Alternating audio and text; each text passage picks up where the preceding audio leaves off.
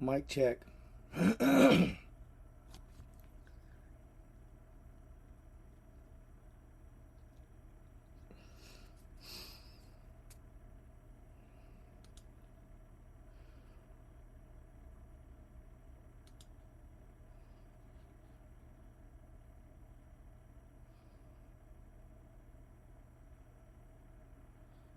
Mic check. 1 2 1 2. Hobby gibby gabby gooba gobble goo up boo, baby. Hit the doo wop shoe. Hobby dibby dabby dooba labba doo wop doo, baby. Shabba gib like gam. Hick a like a dick a suck a dick like bam, bam. Hobby live like gay. Booby dabby dibby dabby dib wop day. Baby. Chick like wow.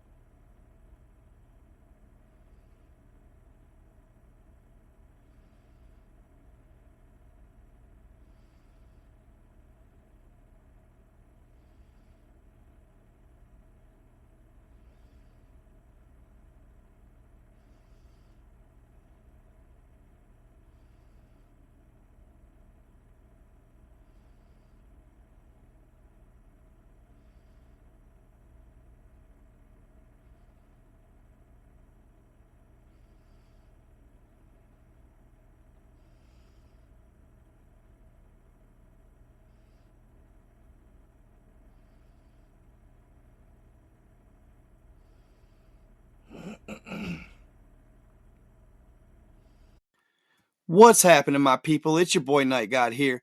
Look, if you haven't heard of Anchor by Spotify, let me give you the rundown. Basically, it's the easiest way to make a podcast with everything you need all in one place.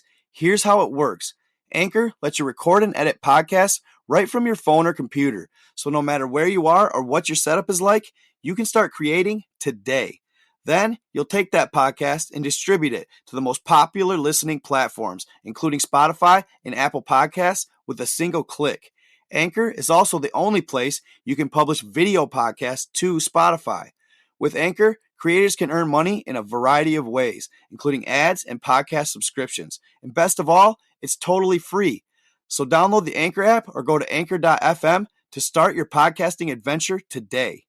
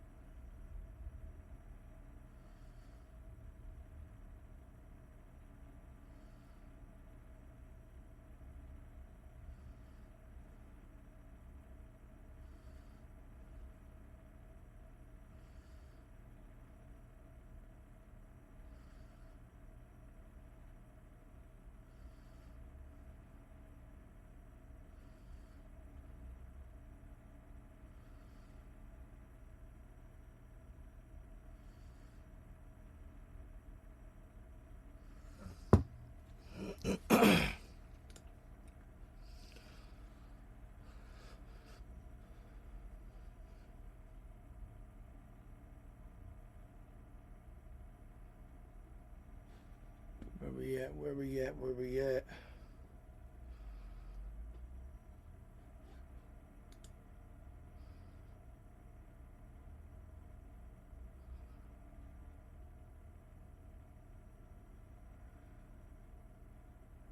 Yo.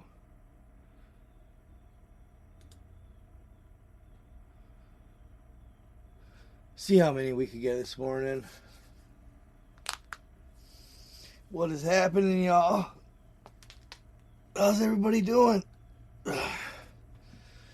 Good morning. Yeah, I haven't been live very often, but I told you guys in my last video I'm going to change that, so here we are.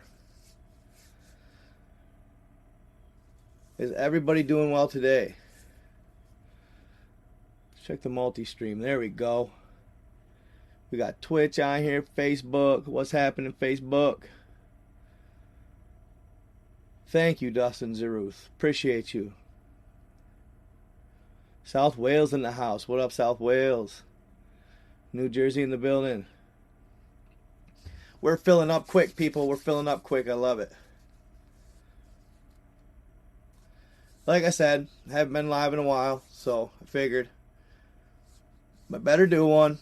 Thank you for the donation, Carolyn Gibson. Appreciate you. Should have been an alert on that, but I really appreciate it. Hey, there we go. There it is. There it is. So, if you haven't noticed, I'm back where I started. The good old fifth wheel, baby. You know. The apartment didn't go as planned. That's okay. Things happen. God of Thunder checking in. What up, God of Thunder? Philippines here. What's up? All over the world. We're covering the world right here. London in the building. Let's go. What up from Guam? Morgantown, West Virginia. Here with you all. So where did they go, y'all? What do you guys think? Isn't that crazy, though? So they actually did. I've been looking into it a little bit. And in 2020, there were 8 billion crabs in the Bering Sea. Okay? They didn't really report it. But the population dropped significantly from 2020 to 2021. It dropped all the way to 1 billion crabs. They obviously were alarmed at the reduction in crab population at the time, but they still had the Bering Sea, or the crab fishing season. Okay, like The Deadliest Catch, you know that show. It's been a pretty popular show. it kind of opened up the world to what is snow crab fishing. And I'm sure there was a lot more fishermen as a result, but they're saying there's no way it's overfishing. All right. Some people theorize, their theory was, or they conspiracized, I guess you'd say, that maybe China or Japan, or mostly China though, was, you know, kind of sneaking boats in the Bering Sea and overfishing them. That theory hasn't really stuck. A lot of people are blaming climate change. Okay, now the climate change thing, because the water has increased in temperature by 2 degrees or so. Now the climate thing, the reason it's not super valid, right, is because from, I think it was 2014 to 2016, the temperature was actually higher in those years than they are this year. So if that's the case, then why didn't they move out in those years? Okay, because people are saying this. They're saying that the crabs possibly moved north, closer to the Arctic, the northern Arctic shelf, because it's colder. Now, maybe, it's hard to say. It could be you guys saw my video though. That's the only thing about this is it's just weird, right? You guys saw my video on all the sea life and how they've been acting lately, right? They're schooling up, swimming to shore. Whales are beaching themselves. You know, now we have this. Billions. I mean, billions. That's a crazy number if you think about it, guys.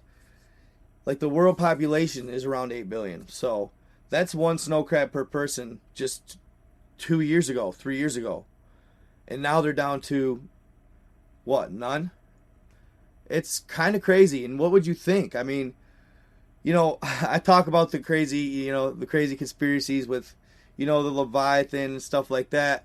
And I was talking to my girlfriend about it, and I was like, but why would, if it was a massive sea creature, okay, that is causing all this, you know, disturbance, if you will, why would they eat snow crabs? It just doesn't seem plausible. Like, it's a very small meal, right? Unless they're in a massive group of like millions at a time, and you could just swoop them up. You know what I mean?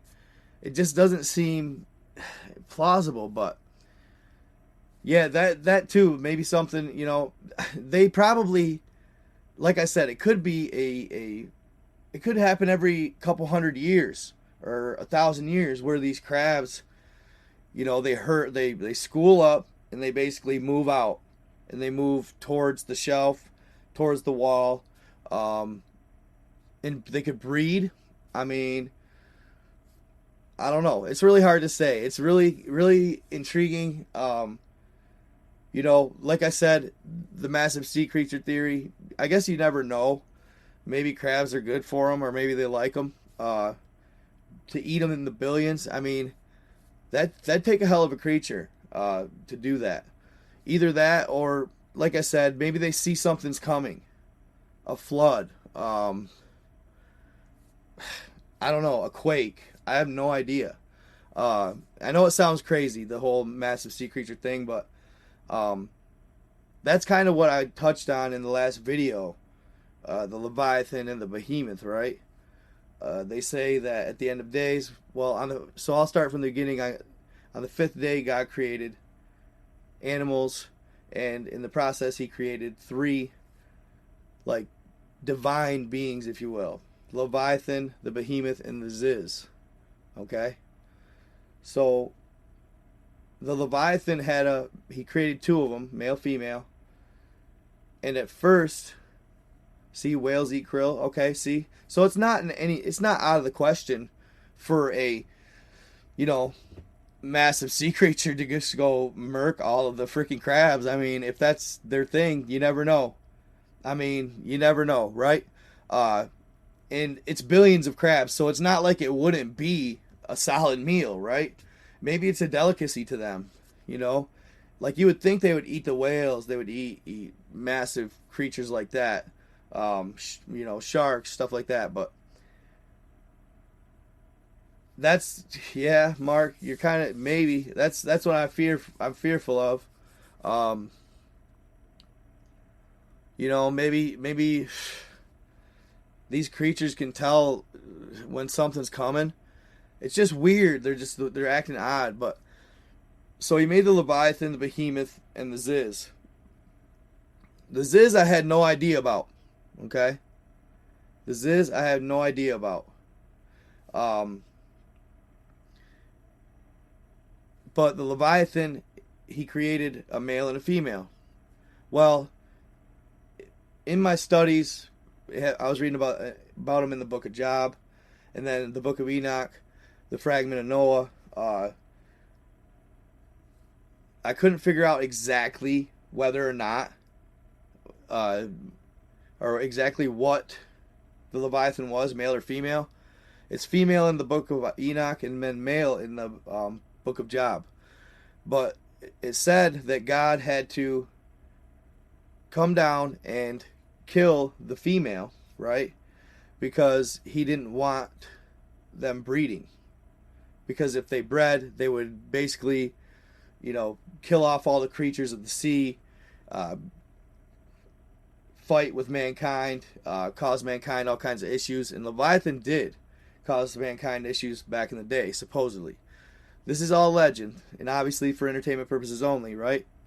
So a little side note, somebody wrote me, and they wrote, because they did a long study on Leviathan and stuff like that, wrote a article in the Chorus Digest, or the Quora, and he said that the Nile itself, right? Check this out. This blew my mind. He said the Nile itself was created by the Leviathan. The Nile River was basically formed by the Leviathan. That blew my mind. I was like, no way, that's crazy. It's crazy. So basically, the Leviathan kind of slithered across the land and dug a trench so massive it was the Nile River. Freaking crazy. So it's a massive. He said they're 300 miles long, is what I read. That's crazy. I mean, I've seen some stuff on Google Earth, fam. Don't get me wrong. I've seen some big creatures on Google Earth. If you really look into Google Earth, you can see a lot on there. And I've seen, upwards of close to, half a mile long creatures on there. But God, 300 miles, yo? That's insane. That's insane. It's scary, really. It's scary. Something that big, and they say it resides in the Mediterranean. Wild stuff. It's the only one of the three that are aggressive, the Leviathan. So that's why God had to take out the female. And it reads crazy, the description. He takes out the female, right? And then he basically skins her. And their skin, and their scales, and their skin are like divine, beautiful, very tight. So tight that air can't even get through them. They're impenetrable, basically. So it says God took her skin and he made a canopy out of it, right? So this canopy is supposedly the most beautiful canopy you would ever lay your eyes on. The colors and the shine from the sun, it's like nothing you've ever seen. Then he took the meat, okay? The meat of the Leviathan. This is all written, guys. This is all written. I want to say that is in the Book of Enoch. Like the kind of... It surprises me they even have this stuff out there. It's edgy, right? It's edgy. I'll read a couple excerpts from the Book of Enoch here in a second, and it'll blow your mind what it says. So he basically uses and cuts up the female Leviathan and uses her as meat, okay?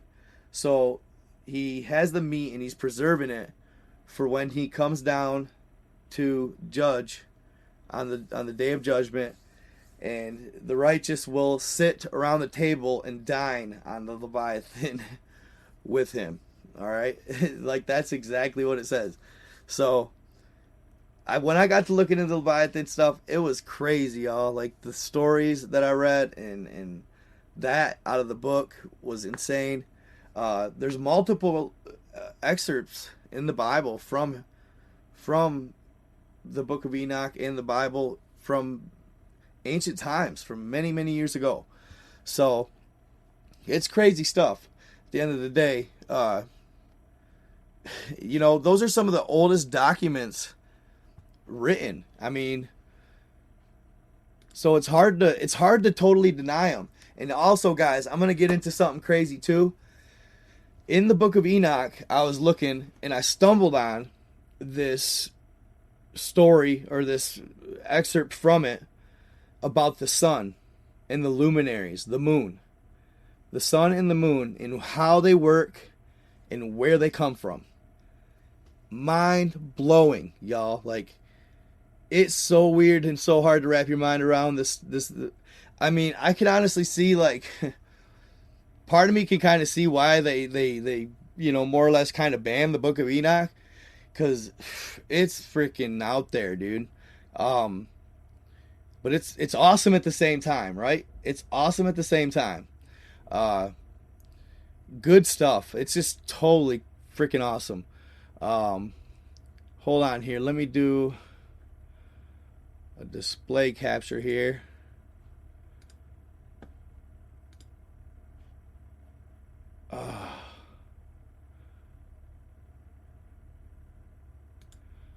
Well, come on.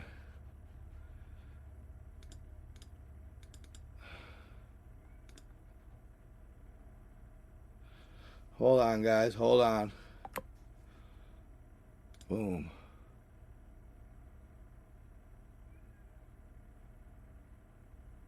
Oh, frick. Later. Let's see. God dang it. Alright, hold on here. Okay, is it catching the display? God dang it. Is it capturing the display, you guys? I already am recording it.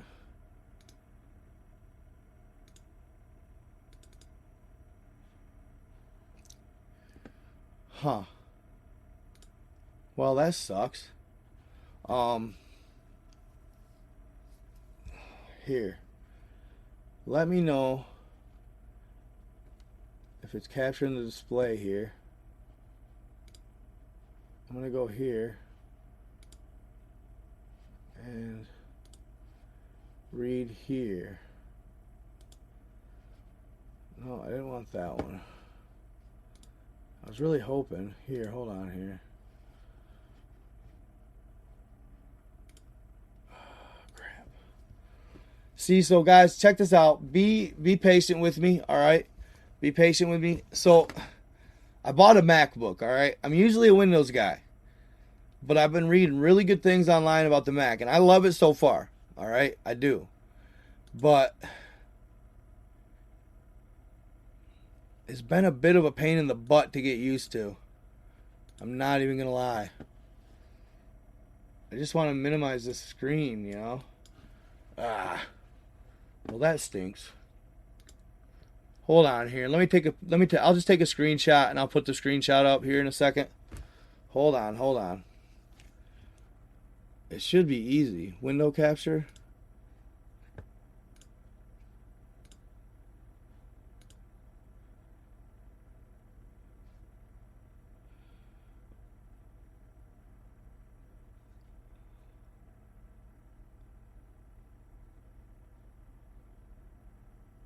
Full screen backdrop.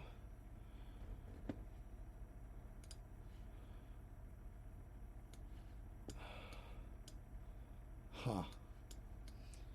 I'm gonna have to figure this out, guys. I'll have to figure it out for next time. But anyway, I could just take a screenshot real quick. Just bear with me, y'all. The Macs are so tricky, man. They're so tricky. There's a lot. It's just different. It's kind of frustrating, though. Hold on, I'll just take a screenshot here. It's a pain in the butt. I was hoping to just be able to read it right off the screen.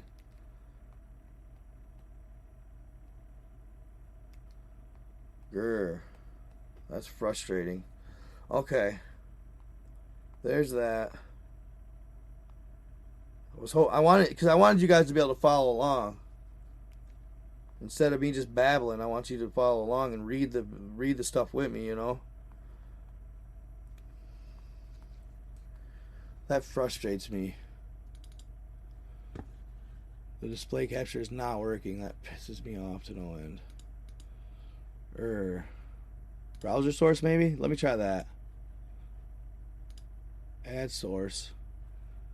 URL. Hold on here. Let me skate over here real quick. Let me try this. I'm going to do the Book of Enoch, the story of the Leviathan first. Okay. Copy. Okay. And let's try this. Work. And paste. Hey, there we go. There we go. Oh, come on.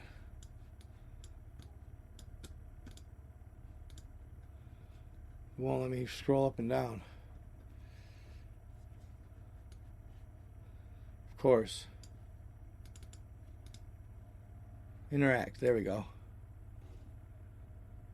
Come on. Come on.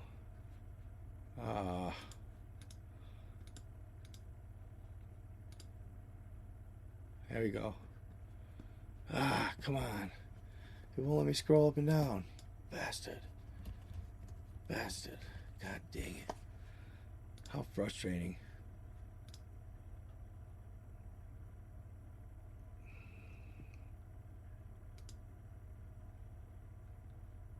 Why wouldn't it let you? That is so stupid. That it won't let you scroll up and down. Oh, fuck.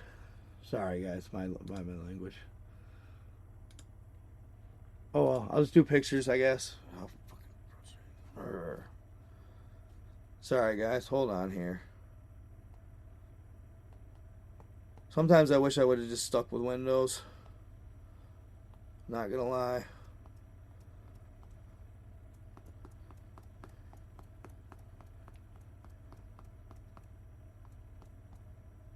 Alright, hold on. I'll just select these photos and send them in. You'll want to hear this. This is really good stuff. One nice thing about it is the airdrop feature. It's awesome. I just got to get used to the whole Mac and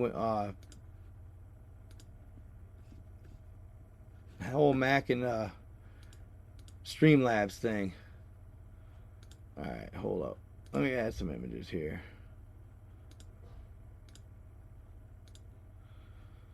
Okay. There we go. Open. I should have had all these set up already, but I figured I'd be able to see, you guys would be able to see the browser. That was going to be the easy peasy. Okay, that's one.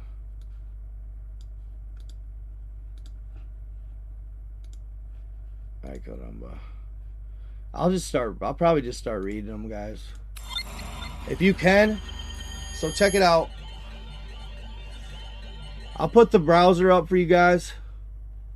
If you want, go follow along. That's going to have to be how it goes. I can do some of the images.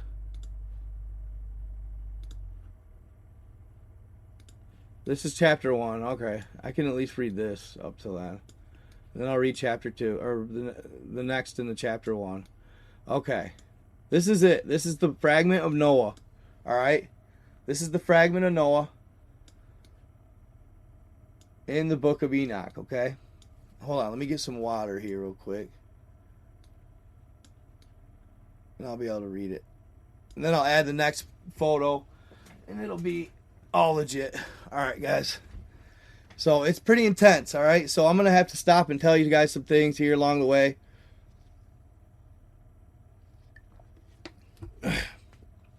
But, and it's like I said, it's in the old style English, but it's still pretty easy to understand. Okay? So it says, hold on here, let me add one more image so I can keep right going.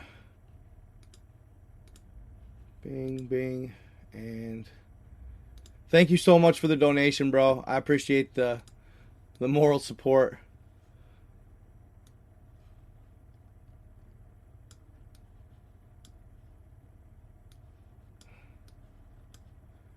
I really do. All right.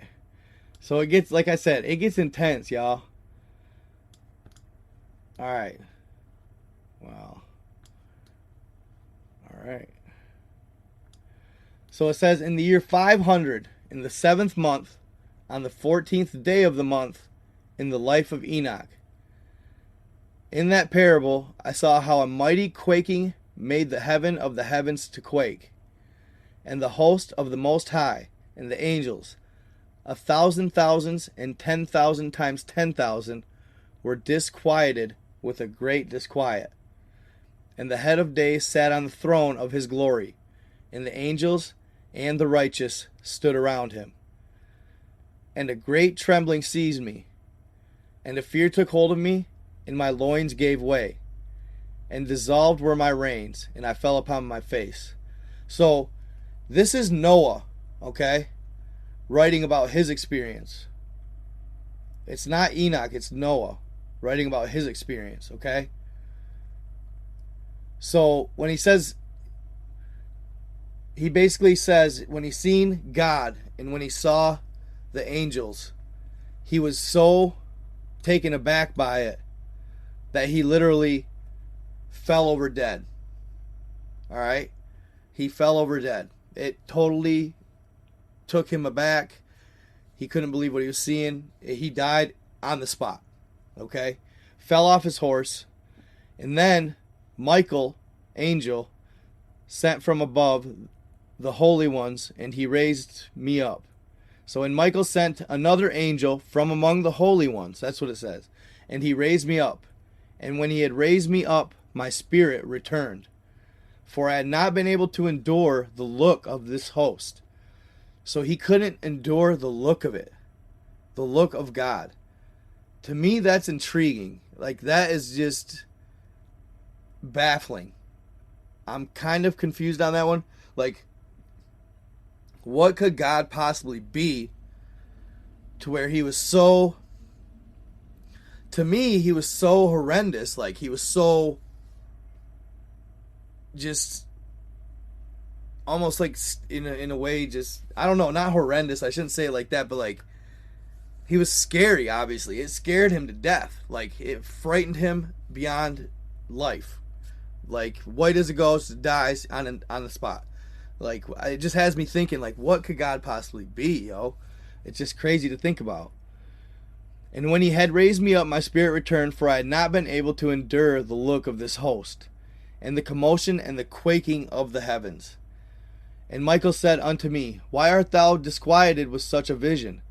Until this day lasted the day of his mercy, and he hath been merciful and long-suffering towards those who dwell on earth. And when the day and the power and the punishment and the judgment come, which the Lord of spirits hath prepared for those who worship not the righteous law,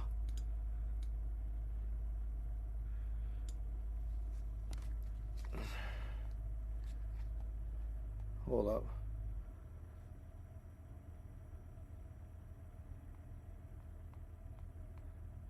It says, not the righteous law, and for those who deny the righteous judgment, and for those who take his name in vain. That day is prepared for the elect a covenant, but for sinners an inquisition. So this is basically God saying, if you use his name in vain, if you are not righteous, if you are not decent, if you are not kind, if you are not holy. I mean, I don't think he necessarily means you have to worship him all the time. You should pray probably. And I wasn't super spiritual until I started doing what I do, you know, and I started really researching and digging into this stuff. Um, People, they discredit the Bible often and they write it off a lot. Okay, but I'm here to tell you, I'm no churchgoer. I'm no, you know, I used to watch Joel Osteen once in a while on Sundays. I like Joel Osteen; he's a good motivational speaker. Um, but that's as far as it went. So I'm here to tell you, I'm not some, you know, trying to push any agenda or anything like that. But I'm just telling you, there is a lot more truth to the Bible than people will ever know and ever give credit to. Um, all the stories in the Bible, a lot of them sound fantastical. I understand that. I really do. It's crazy. I know. And it sounds crazy. But when I tell you that they're mostly based on absolute fact, I'm not kidding. There's a lot to it that people don't understand yet. Someday maybe we will. But the Bible, just don't write it off. That's all I'm going to say. Just don't write it off. At least humor it and hear it. Don't just write it off and say, oh, it's not true. You guys are crazy. The Bible's bullcrap. That's not cruel. That's not right. It's not right. I'm telling you. So after he says all this to Noah, this is where it gets crazy. And this is one of the excerpts that I believe is why they partly struck the Bible or the Book of Enoch into, you know, out of existence mostly, and don't push it as a Bible that we should read. It's just, at times the Book of Enoch is grim. Okay, it's scarily grim. So I think that sometimes that's why they kind of, you know, it was one of the lost books, right? So it says here, when the punishment of the Lord of the Spirit shall rest upon them, the sinners, it shall rest in order that the punishment of the Lord of the Spirits may not come in vain. Here's the line that's crazy, all right? So, discretion, all that stuff, for entertainment purposes only, but, you know, all the good stuff. So, may not come in vain. And it shall slay the children with their mothers, and the children with their fathers. Afterwards, the judgment shall take place according to his mercy and his patience. So there you have it. He said there's no in-betweens. There's no mercy at certain points. He will do whatever he has to do when it comes down to the judgment and the righteous. Okay. If you guys want to check it out, I'll have to give you that as a source. This is actually, truthfully, the source I have here is like the raw, uncut Book of Enoch. All right. No, nothing taken out, nothing switched around, nada. It's the real thing. Okay. So check it out. Holy crap. The frick was that? That's a squirrel. A squirrel on my roof. Okay. And on that day, oh, that's probably my cat. And on that day were two monsters parted. A female monster named Leviathan to dwell in the abysses of the ocean over the fountains of the waters. So, over the fountains of the waters. Okay? What waters are we talking about here? Hold on, guys.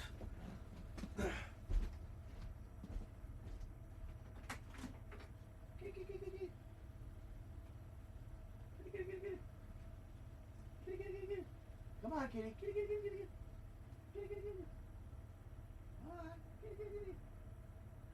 Kitty, kitty, kitty. Come on, boys. Come on. Kitty, kitty, kitty. Come on. Come on. Kitty, kitty. Oh, jump. Come on. Come on. Oh, you're peeing the butt. Come on, kitty. Come on. You got up there. Come on. SS. Sorry, guys. Somehow my cat got on the roof of my camper. Crazy little crap. Okay. So, and on that day, two monsters parted.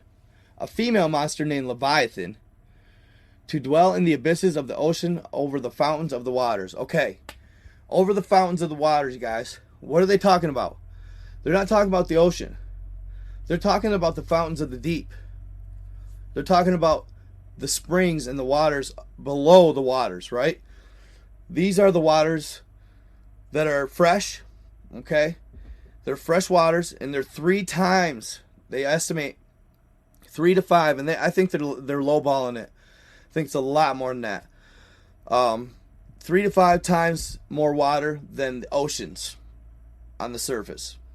So, and it's all fresh, okay? So, when the flood took place, it talks about how God opened the gates to the fountains of the deep.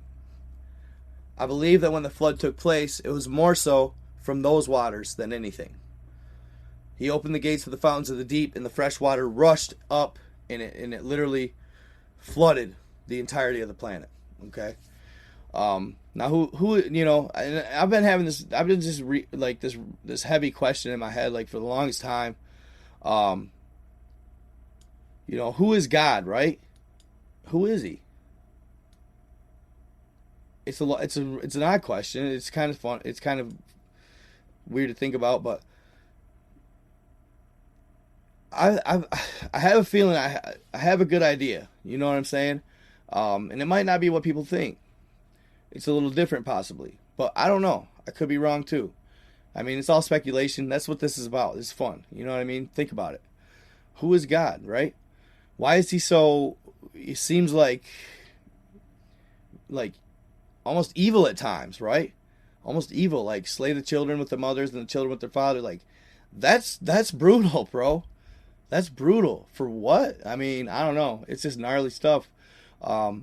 Makes you question, you know, at times. But we continue on.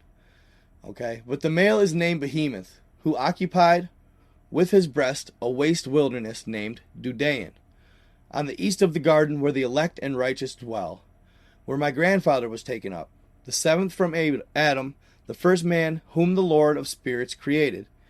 And I besought the other angel that he should show me the might of those monsters, how they were parted on one day and cast, the one into the abysses of the sea, and the other unto the dry land of the wilderness.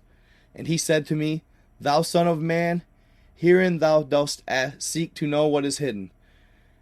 And the other angel who went with me and showed me what was hidden, told me what is first and last in the heaven in height, and beneath the earth in the depth, and the ends of the heaven, and on the foundation of heaven, in the chambers of the winds, and how the winds are divided, and how they are weighed, and how the portals of the winds are reckoned, each according to the power of the wind, and the power of the lights of the moon, and according to that power that is fitting, and the divisions of the stars according to their names, and how they are all made.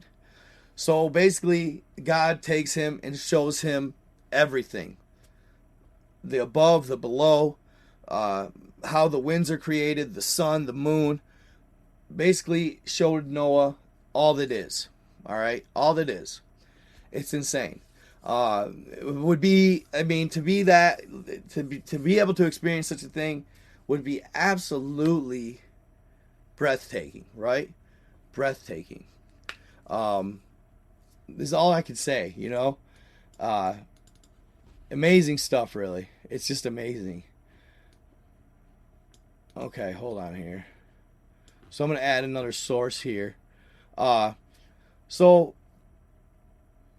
what happens here is Noah gets to see how the Leviathan and Behemoth were made. So more so on the Leviathan, right? I'll read an excerpt from the book of Job. The book of Job talks about both the Behemoth and the Leviathan in pretty good depth. Okay? Alright, hold on here.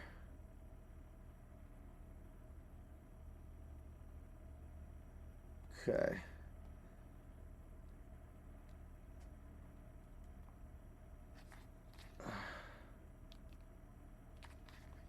It's a really, here, I'll just read it off here. You guys don't even need to follow along, right? Okay, so this is the book of Job. A lengthy description of him comes from the book of Job. This is the Leviathan, okay? His strong scales are his pride, shut up as tight as a seal. One is so near to another that no air can come between them. They are joined to one another. They clasp each other and cannot be separated. His sneezes flash forth light, and his eyes are like the eyelids of the morning. Out of his mouth go burning torches. Sparks of fire leap forth. Out of his nostril smoke goes forth, as from a boiling pot and burning rushes. His breath kindles like coals, and a flame goes forth from his mouth. In his neck lodges strength, and dismay leaps before him. The folds of his flesh are joined together, firm on him and immovable. His heart is as hard as a stone, even as hard as a lower millstone. When he raises himself up, the mighty fear. Because of the crashing, they are bewildered. The sword that reaches him cannot avail, nor the spear, the dart, or the javelin. He regards iron as straw, bronze as rotten wood. The arrow cannot make him flee. Sling stones are turned into stubble for him. Clubs are regarded as that just stubble. He laughs at the rattling of the javelin. His underparts are like sharp potsherds. He spreads out like a threshing sledge on the mire. He makes the depths boil like a pot. He makes the sea like a jar of ointment. Behind him, he makes a wake to the shine.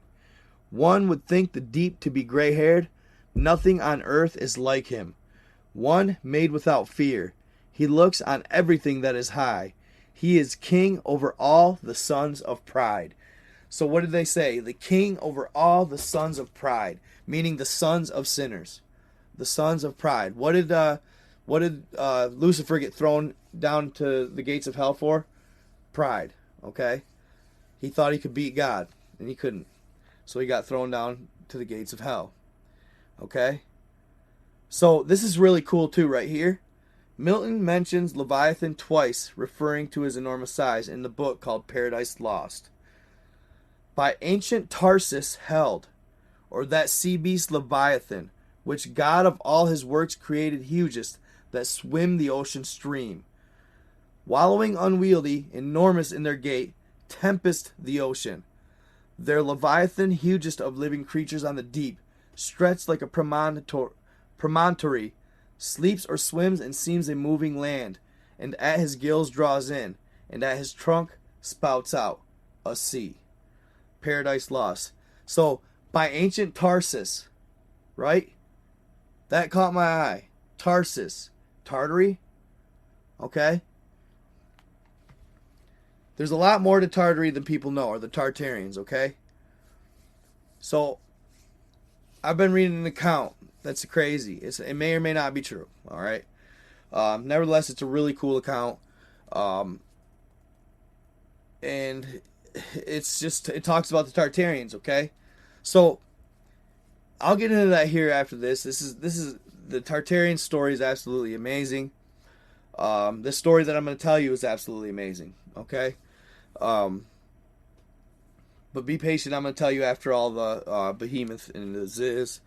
If you saw my video on the Ziz, I never knew about the Ziz, which blew my mind.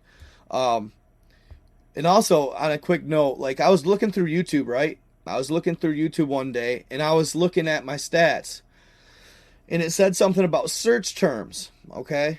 And I was like, okay, cool. What search terms do I come up with the most? Do I come up when people search the most?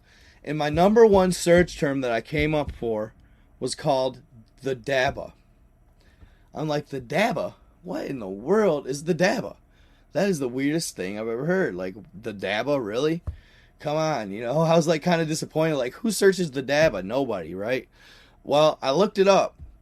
And the Dabba is actually it's an Islamic, right? I'm pretty sure it's Islamic. An Islamic creature. The same thing like the Leviathan. The Dabba comes at the world end. It's Middle Eastern, right? So when Middle East people, or they're of that religion, Islamic, They searched their creature of the Leviathan, the Daba. I come up, which kind of blew my mind because I've never done a story on it, but I was like, wow, that's kind of crazy how the algorithm does that, right? Because I've talked about a lot of end time stuff. I've talked about a lot of creatures from the depths, and the Leviathan, the Behemoth. I haven't done anything on them till now, but yeah, it was really intriguing that I came up as a source or a video on the Daba. Very interesting. So, nevertheless, God created these three creatures, right? Two of them are actually docile. They're actually creatures that are not hostile and a threat to mankind. The Ziz and the Behemoth. They basically just live as they do, and they enjoy life. They don't attack people. They don't hurt people. The only incident was the one in my video. If you didn't watch my video, the incident with the Ziz, right? So this was crazy. I found a really good site on here. Where is it at here? I found a really good site about mythology, and it covers the. I also found a really cool story on underground tunnels, guys. The underground tunnels are crazy, y'all. Okay. The underground tunnels are crazy. Come on.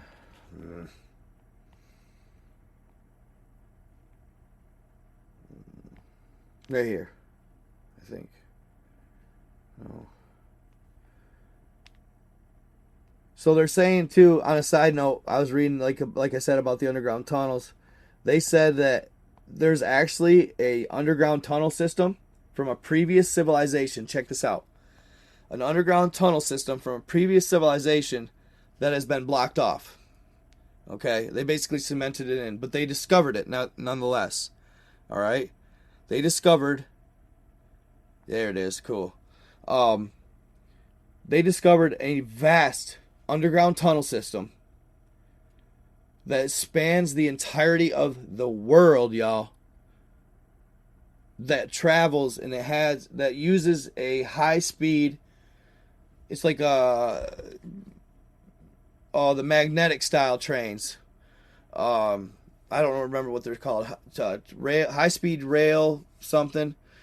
High speed rail. But anyway, they found these tunnels that a previous civilization had built. Tartarians. Thank you, Frank and Beans. Appreciate you. Appreciate the donations. All donations help, guys. It's really awesome. Love you guys for it. It makes it so it's quicker to bring me back to lives. That's for sure. So I appreciate it, guys. But it's obviously not all about the cash. But I love it. It does help. So they had these underground tunnels that span the entirety of the world. And the civilization that built it, the Tartarians, basically left them abandoned. But it was said that they were built so well that we could have used them as they sat. We could have started them back up and used them. Why we didn't? Well, why don't we do a lot of things? The fact that we still don't have high-speed railways in America just blows my mind to this day. Why? I can't put any justice or I can't justify why not. It blows my mind that I can't hop on a train and ride from the East Coast to the West. It should have been done a long time ago. Oh, come on.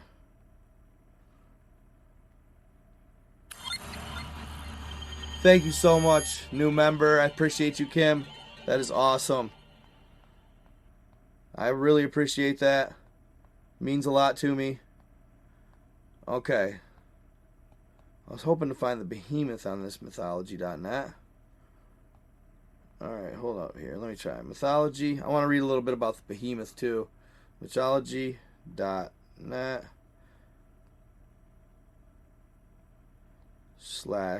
/monsters / behemoth. Boom. Error establishing database. Why? Interesting. That is weird. Anyhow. Leviathan showing up. Okay. So it said, and this says Yahweh. This one uses Yahweh as God. An uneasy feeling rises in your stomach as you watch the waters begin to churn from the bow of the ship. The bow of the ship. You embarked on your journey through the Mediterranean with an uneasy feeling, and the events take place before your eyes only serve to make you feel more uncomfortable. You watch as two beams of glowing light pierce the surface of the water as the sea begins to boil.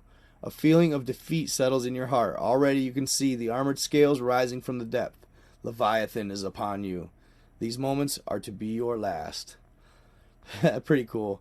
The tale of the Leviathan has been a source of curiosity among many Christians and non-believers alike since the inception of the creature was expressed in the pages of the Bible. Now, in the Bible, it says what's going to take place. So, at the end of days or whatever, when Judgment Day comes, God is going to come from the heavens, and a battle will take place, and he will battle the Leviathan. This is actually... Yeah, I'm pretty sure. Either that one, I'm pretty sure it's the Judgment Day or when Jesus returns, which is the same thing, Day of Judgment. Okay. The only reason I say that is because if it's supposed to take out mankind, maybe he comes in after the Leviathan has already took out a bunch of mankind. That's probably the case. And then God comes down and he battles the Leviathan. The first thing he does, though, is thank you so much, Star Angel. I really appreciate you. Thank you so much. So he sets Gabriel up to defeat the Leviathan. Gabriel is supposed to be the one, the Archangel Gabriel is supposed to be the one that defeats the Leviathan. Apparently, in the battle, he struggles and he can't beat it. He literally cannot beat the Leviathan. So God has to step in, and with his mighty sword, God cuts the Leviathan in half. Alright? So, it's even said that God was absolutely... he was taken aback. He was baffled at the fact that he almost had a hard time beating the Leviathan. The Leviathan was so strong that God even had a hard time with him. Alright? But he did defeat him nevertheless. Now, that's one theory. The other theory is that the behemoth and the Leviathan go to battle. And they both die in the battle. Okay? That's another theory. But nevertheless, before that, the Leviathan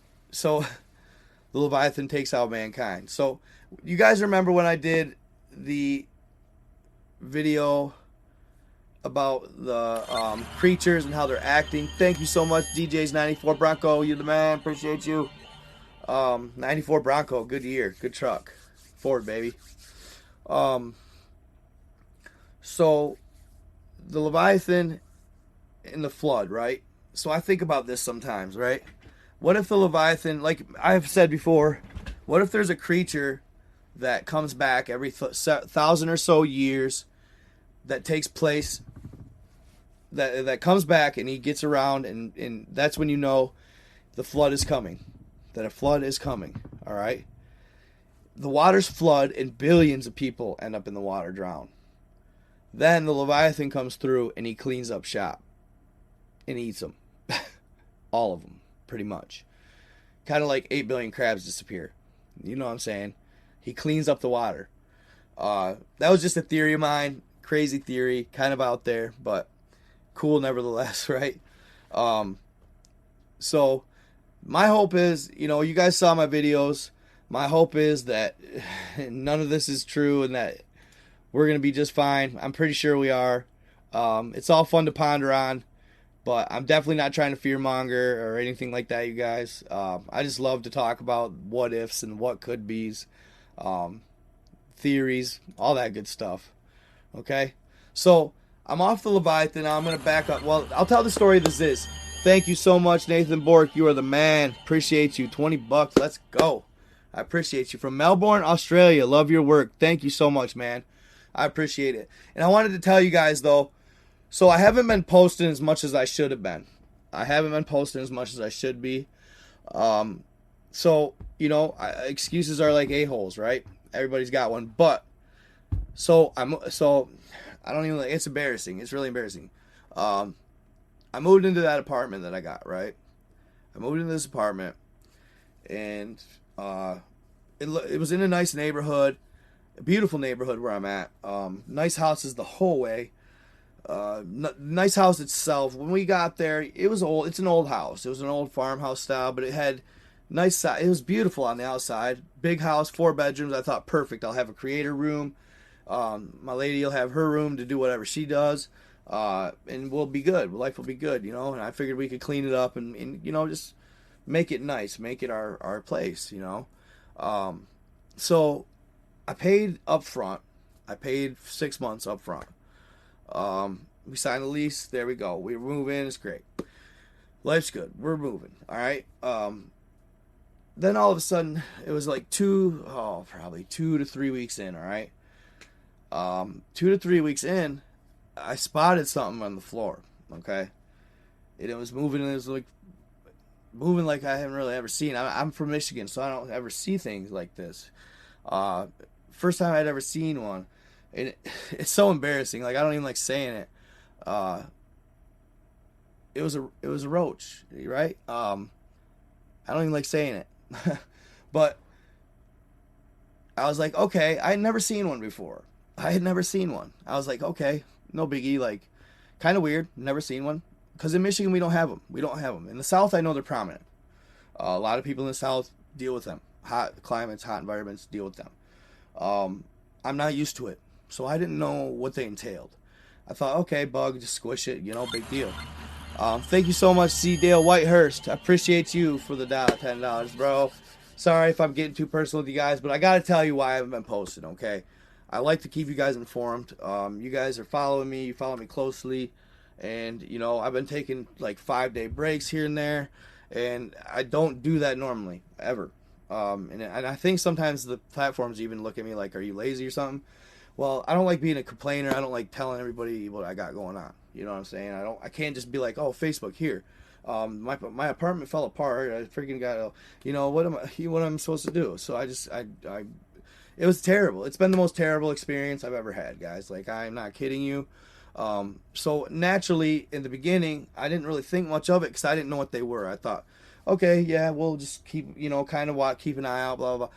Then I start seeing them on the counters, like like one day I got food from a Riverdale tavern, which is down the road. What you guys don't know about Riverdale, but they make these awesome like fish. They have awesome cod. Anyway, I had it in a styrofoam and blah blah blah. I left it on the counter, and I go to open it like 2 hours later to eat some fish, and 3 of them crawl out of the freaking thing. I'm like, oh, what the hell? Okay, so I took little precautions. The guy next door works for Terminex. Okay, so I had him come in. And I had him put some stuff down, blah, blah, blah, blah. He helped me out.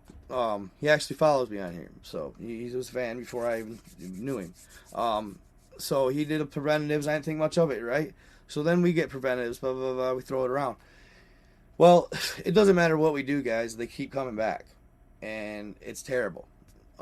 It sucks. And I looked into it, and they are very bad. They're bad, bad, bad. They get into everything. They lay eggs. They do nasty shit. They're terrible creatures. And yeah, so it's been the worst experience ever. We've been cleaning out. We put diatomaceous earth on like all of our products, all of our stuff. Because one day I even got up and went up to my room or my lab or my studio where I was creating, and I started using my laptop. One crawled out of it. Okay, one crawled out of it. So they're bad. And we've been trying to fight them, and they just don't go away. I think they're in the walls. They're in the ceilings. Landlord never obviously told us of this infestation. I mentioned it to them about 2 weeks in, and they said, oh, we thought that they would be gone with the interim of nobody living there for a month. Oh, all right. That's awesome. So anyway, I've been fighting that, you guys, and that's why I'm back to where I started, which I love being here. This is my spot. This is where it all happened. The camper, dude, I don't care. I love it. I'll live a camper. I don't give a crap. I don't care about none of that. I love where I live. I love where I'm at, and I love life, right? So you got to make the best of it. You roll with the punches. Maybe I'll get some money back. Maybe I won't. If not, if sometimes a boss got to take a loss. You know what I'm saying? No, but seriously, you just roll with the punches. You can't, this is what it is, man. You just got to keep grinding.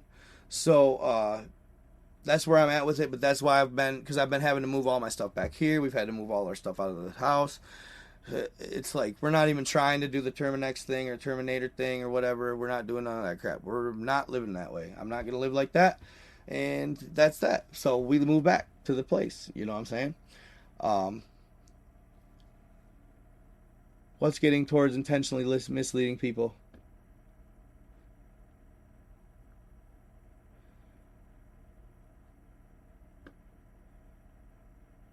What do you mean?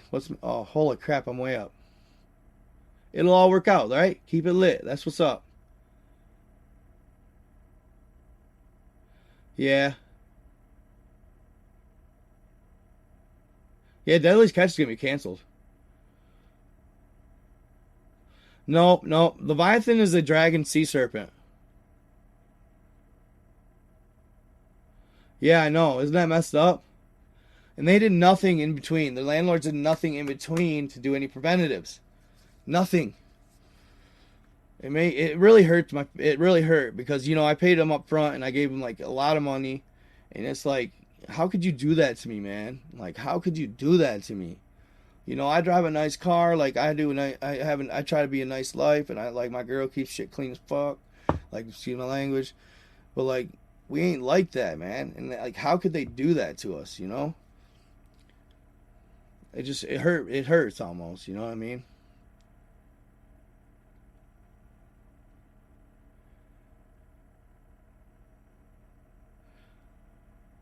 I smashed. Yeah, they do that.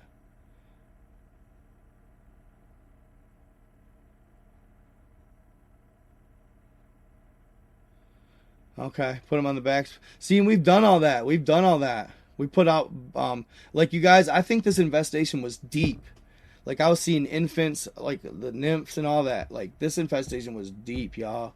I swear to God, when I walk up the stairs, I can hear them crawling in the ceiling.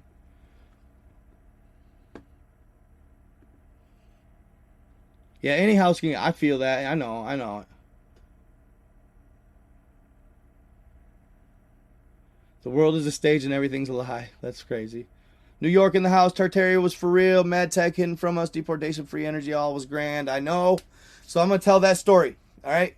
I'm going to tell you all that real quick because you're going to love it. Okay? So, the Fallen. All right? I have an alternate theory. All right? To the Fallen. Right? I found this. I stumbled upon this text and I read it and it was amazing. It basically comes from this gentleman, his descendant from down and then like way down the line. It's a great story within the family and it's awesome. Anyhow, so the Fallen, right? So let's say this alien faction has kind of a thumb on Earth, right? Like has its hands on Earth, right? They are mostly slightly in control, maybe not fully, but it's like a 50-50. But anyhow, previously they had been before mankind, even the inhabitants of Earth. Okay, so they created man, blah blah blah, to get gold, blah blah. They kept us slaves, and then they let us live in society. And anyhow, there was a civilization that was free from any type of influence. Okay, the initial rulers of Earth were off fighting another war. They were fighting another war with another faction. So they weren't watching Earth. They weren't monitoring it, or even there. They were all. It was a call all cars war. They had to have everybody fighting so they could even have a chance because they were fighting the Anunnaki. Okay, They were fighting the Anunnaki, who was normally their allies, but they got in a quarrel over a disagreement. So they went to war. While they were out fighting, these other beings saw an opportunity. They thought that, well, we're going to go in here and we're going to help out mankind. They're a little oppressed. They don't know what's going on. So we're going to fall from the heavens. And they did. And they were known as the Anakim. This is just a theory anyway, by the way. For entertainment purposes, it could be a total fantasy. Anakim, fall from the heavens, the fallen. Okay? They breed with the daughters of man. And they create a race. Some of them probably turn out to be the Nephilim. Maybe some of them didn't turn out quite right. But the vast majority of them turned out to be the Tartarians. Hybrid giants and humans. 12 to 14 foot tall. Sometimes 20, depending. But for the most part, 10 to 12 to 15 feet tall. Giants. Okay? The Anakim did this because they saw and wanted to liberate mankind. And they also saw an opportunity.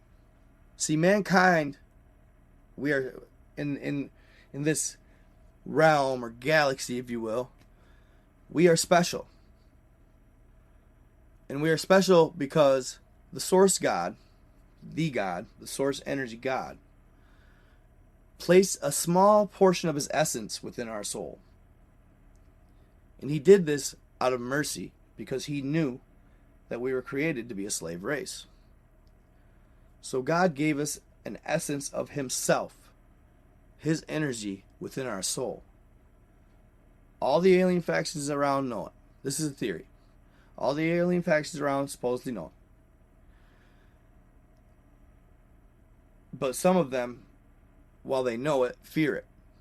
The Anakim saw an opportunity to create a hybrid being with this soul source energy. Okay? I like it, guys. One. All right. I see you. No, I'm not saying I'm a prophet. I'm not saying none of that. False prophet, bro. I'm talking. That's it. I'm telling stories, bro. It's a story. It's just another story. Well, before that, the reset took place. The reset took place many years before that. Well, actually, I take that back. Not before that. Hold on. Let me finish. So, we have the source energy, and then they breed the Tartarians. So what happened is, the Tartarian race started stumbling upon all of this tech. They started, cracking into the pyramids, finding underground caverns and massive caves like the one in like Romania, for example. They found technology that was vast and great, nothing like they'd ever seen. Why do you think they were so advanced technologically? They found tech. All right? And they found tech left by previous civilizations. And this tech allowed them to build anti-gravity aircraft, build all the teleportation, time travel, all that stuff, the underground tunnel systems. It was all because they found this tech left behind by a certain civilization. Another faction, if you will. Okay? So, anyhow, the faction fighting with the Anunnaki, that war ended, all right, and they came back to the earth, and they seen, holy crap, this civilization has advanced at a rapid rate. What is going on? Well, they found out about what took place. The Anakim, they bred with us, Tartarians, and they said, all right, this can't happen. We got to go to war. We got to stop this. Because they wanted control of Earth. So they came in and they started fighting with the Tartarians. And it was a great Earth war. Like nothing the Earth had ever seen. Technology beyond belief. Explosions. They trashed. I mean, it was just nukes. Amazing war. I actually think I might have footage from that war. If you if you bear with me for a second. But anyway, this war was like an all-out battle, all hands on deck, all-out battle for Earth, all-out battle to take back Earth and put it in the rightful hands. All right, and bring peace to the land again. Okay, so the battle took place for years and years, hundreds of years. All right, this battle took place. The initial rulers were on their heels. The Tartarians were about to win. Okay, they were about to win the war, this great war. Well, the faction that rules, they said, "Oh crap, we're gonna lose. We got to go back to the Anunnaki and ask them if they'll join forces with us again." So they basically have to go back and ask the people that they had just been fighting a war with if they would ally with them. Okay? At first they were reluctant and said no. Yeah, right. But then the faction said, "Well, what if they come after you after they're done with us? This race is so powerful." And they were so powerful because what? They had God's essence in their soul. And that's what the other factions fear the most. That humanity that we have the potential to become something so powerful that we could potentially do amazing, great things and rule the galaxy type stuff is what the theory is. Because we have God's essence in our soul. We're the only ones in the whole galaxy, in the whole realm. We're the only ones that have God's essence in our soul. Alright? This is a theory. This is just a story. I'm just talking a story. It's a crazy cool story. I loved it. So they go back and they ask right here. Oh no, hold on. Let me find the footage here. They go back and they ask the Anunnaki, and the Anunnaki at first says no, but then they say, "What if they come after you next?" And they think, "Oh, okay, well, maybe that's a good point. What can you do for us?" And they said, "We'll give you mountains of gold." Mountains. And we all know what happened to the Anunnaki in the planet of Nibiru. They lost their atmosphere because probably of nuclear war. So what do they use? They use gold to rebuild it. They basically particleize it, and I don't think particleize is a word, but they shoot it up into the atmosphere. And it creates gold, and it creates an atmosphere for them. So they love gold. So the gold won them over, and the Anunnaki helped them. Totally, it was still a good battle, but they won. The Anunnaki and them won. They beat the Tartarians, and basically the remaining Tartarians that lived, they escaped and got off planet, and are out there today still trying to revamp and build some massive army to come back and try to regain Earth is what they say. I know it's a crazy story. I know it's crazy. It sounds wild. So anyway, so that's what happened. And then after this, to rid them all completely of Earth, the Earth was flooded. Which is why they say the mud flood, the mud flood, the mud flood. You hear all about the mud flood. It happened. And I always said, why are there no bones? Why are there no bodies? Why are there no skeletons of any of these people that got flooded? And these Tartarians and these great buildings and these amazing feats. Well, they escaped. They knew it was coming. So they bailed out. But they're still out there, and there's a potential that another great war could take place on this planet again. In theory. I'd rather see that than a flood or a reset, that's for sure. The reset thing really stinks on ice.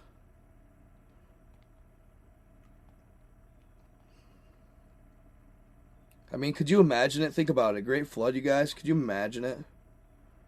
It'd be terrifying. Hold on here. Dang it. It's an old video. Come on. There, I have pictures. I'll share these pictures anyway.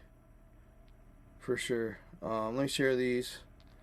And then I'll find the video. But so that's basically what the story of the Tartarians, I truly believe, is.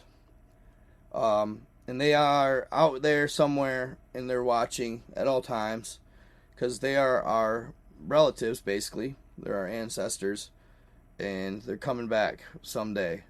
They're in the triangle-shaped craft. If you ever see the triangle-shaped craft, that's your allies. Just remember that, guys. If it's all true. I know it sounds crazy. I probably sound like a lunatic, don't I? Ah, there it is. Blase. Right here. Let's see. There's crazy stuff right here, guys. It's crazy stuff. Hold up. Hold on a second. Hold on a minute here. Videos on desktop.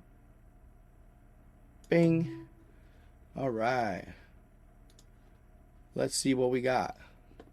And we are going to add a media source. Bing. Bong. Bing. Bong. Alright. Desktop.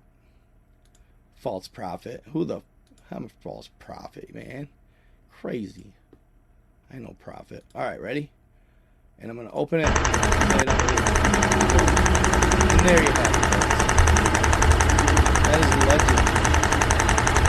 Age old. Okay. So, Star Wars, right guys? Star Wars? It's not Star Wars okay.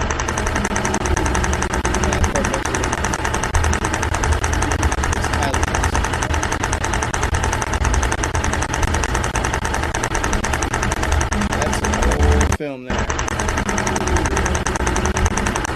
I'm sure it could easily be filmed, just like everything. But, yeah. That's that. Bada bing. So, yeah. That was just a little side note, little story up for the side note there. Keep you entertained, I suppose. So, back to the Ziz. Alright, back to the Ziz. So the Ziz, okay? And you guys want to know what's crazy? I'm pretty sure on Google Earth, because I love Google Earth. I look at Google Earth all the time. I find some crazy stuff. One of my greatest finds I still haven't shared because, well, I don't know if I should. It's gnarly stuff. Might be too much, you know what I mean? Anyhow, so I found this on Google Earth. Crazy stuff. The Ziz. So they said the Ziz, right? Was so... Oh, I wanted to read you guys... Oh, that's right though. Hold up. Before I even do the Ziz. I wanted to read you guys the stuff about the portals, man. I forgot about that. The sun and the portals. I forgot about that, y'all. Hold up. I gotta read you guys some of that. Hold up. It's nuts, man. It blew my mind. I was like, no way. Hold on here. Where you at? Oops.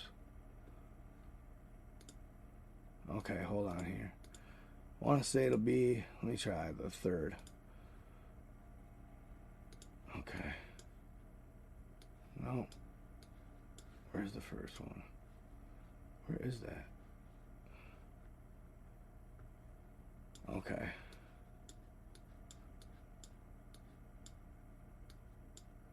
I'm going to have to figure out that screen capture thing real fast because that really irritates me that don't work.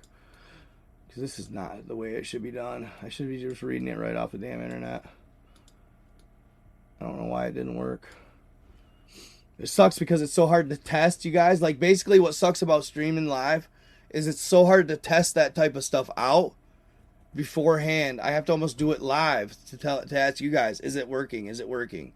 You know what I'm saying? Hold on here. Image.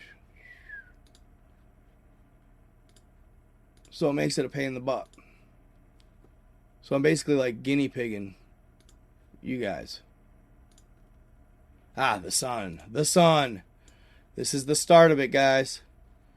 So the sun, the luminaries, right? The luminaries, they called them. the luminaries. I was like, that's cool. I remember like the 7 luminaries of Mexico. The 7 luminaries. Okay. Chapter, oh God. 50, 60, 72. 72. Okay, chapter 72. The book of the courses of the luminaries of the heavens. The relations of each, according to their classes, their dominion, and their seasons, according to their names and their places of origin, and according to their months, which Uriel, the holy angel, who was with me, who is their guide, showed me, and he showed me all their laws exactly as they are, and how it is with regard to all the years of the world and unto eternity, till the new creation is accomplished, which dureth till eternity. And this is the first law of the luminaries. The luminary sun, check it out. The luminary sun, okay, the luminary sun has its rising in the eastern portals of heaven, and its setting in the western portals of heaven. And I saw 6 portals in which the sun rises, and 6 portals in which the sun sets. And the moon rises and sets in these portals, and the leaders of the stars and those whom they lead, 6 in the east and 6 in the west, and all following each other in accurately corresponding order. Also, many windows to the right and to the left of each of these portals. And first there goes forth the great luminary, named the sun, and its circumference, listen to this, is like the circumference of the heaven, and he is quite filled with illuminating and heating fire. The chariot on which he ascends, the wind drives, and the sun goes down from the heaven and returns through the north in order to reach the east, and is so guided that he comes to appropriate that portal and shines in the face of heaven. In this way he rises in the first month in the great portal, which is the 4th, those 6 portals. That is freaking mind-blowing, y'all. Like, for real? It blew my mind. Hold on, I'm going to keep going here. Let me find the next one. I couldn't really... Hold on, I might have it. Hold on. Nope. Okay. I didn't do it in very good order, I guess. That's source. Let me find the next one here. I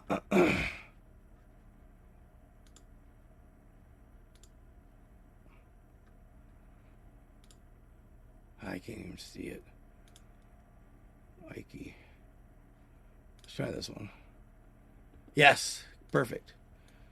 Right here.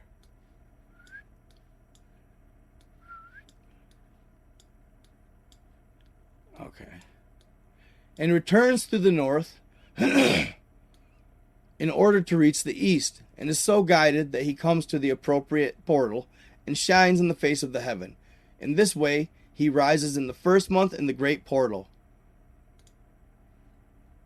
And in the 4th portal, from which the sun rises in the first month, are 12 window openings, from which proceed a flame when they are opened in their season. When the sun rises in the heaven, he comes forth through that 4th portal, 30 mornings in succession, and sets accurately in the 4th portal in the west of the heaven. And during this period, the day becomes longer and the night shorter, to the 30th morning. On that day, the day is longer than the night by a 9th part, and the day amounts exactly 10 parts, and the night to 8 parts. And the sun rises from the 4th portal and sets in the 4th portal and returns to the 5th portal of the east 30 mornings and rises from it and sets in it with the 5th portal. And then the day becomes longer by 2 parts and amounts to 11 parts. And the night becomes shorter and amounts to 7 parts. And it returns to the east and enters in the 6th portal and rises and sets in the 6th portal 1:30 mornings, an account of its sign. On that day the day becomes longer than the night, and the night becomes double the night, and the day becomes 12 parts, and the night is shortened and becomes 6. And the sun mounts up to make the day shorter and the night longer, and the sun returns to the east and enters the 6th portal and rises from it and sets 30 mornings. And when that blah, blah, blah, like you guys get it, like insane. Insane, right? I mean, the detail. Does that not just blow your mind? 6 parts and 9th parts and 11th parts. Like, how do you even know? Like, how do you even make this shit up? How? I don't know if you do. Like, how do you make this up? Right? You know, and I hate to say it, but like, when I read that, I'm like, okay, so what is this? Like, what is going on? Right? It blows your mind. Like, and this is just the tip of the iceberg, guys. The Book of Enoch is mind blowing. The Book of Enoch is mind blowing, y'all. The sun rises and sets through portals. Like, really? Okay, I'll hear it. I'll hear it. I mean, at the end of the day, I'll hear it. But yeah, wild stuff. Amazing. A good read. It also says too that in here it also says that the moon and the sun are the same size. The moon and the sun are the same size. Can you believe that? That one kind of blew my mind too. But if you look at them from the sky, if you look at them like straight on and just like look at them, they do look like they're the same size. So, I don't know. It's crazy stuff. It's interesting.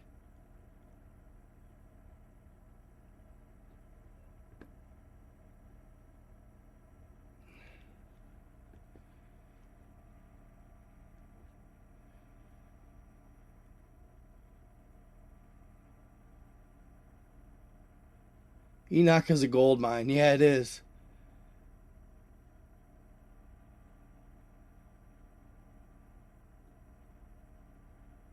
And it's just getting started. We are the last generation. It's just getting started. What? The Darrow? All right. Yeah, I'm always open to suggestions, guys. I'll write them down. Do you guys? I've been meaning to ask you guys. Do you guys remember that book I've told you guys about so many times? I cannot remember the title for the life of me. It's about that kid. He gets lost in the underground tunnels. And then he gets found by tall whites. And he goes and lives with them. And when he lives with these tall whites, he learns their ways and their magic, if you will. But they use this stuff, this black substance, blah, blah, blah. And they use it to basically for battle, for advantages on hunting and everything. Like, it's a part of their survival. It's intertwined within them. It's like black goo or something. But yeah, anyway, that book sounded the book I've been wanting to, like, I can't remember the name of it for the life of me.